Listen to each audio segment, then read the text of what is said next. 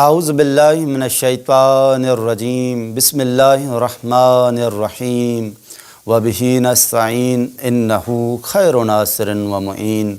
عزیزان گرامی، نہج البلاغہ میں آیا ہے کہ امیر المومنین علی ابن ابی طالب علیہ السلام فرماتے ہیں کہ ہر انسان کی قدر و قیمت وہی نیکیاں ہیں جو اس میں پائی جاتی ہیں۔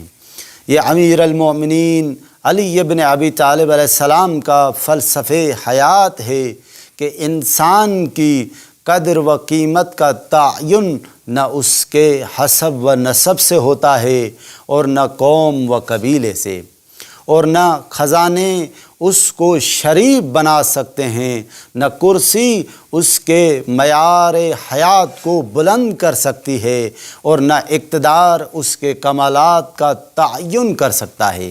عزیزان گرامی، انسانی کمال کا معیار صرف وہ کمال ہے جو اس کے اندر پایا جاتا ہے۔ اگر اس کے نفس میں پاکیزگی اور کردار میں حسن ہے تو یقیناً عظیم مرتبے کا حامل ہے، ورنہ اس کی کوئی قدر و قیمت نہیں ہے۔ وما علینا الا البلاغ المبین۔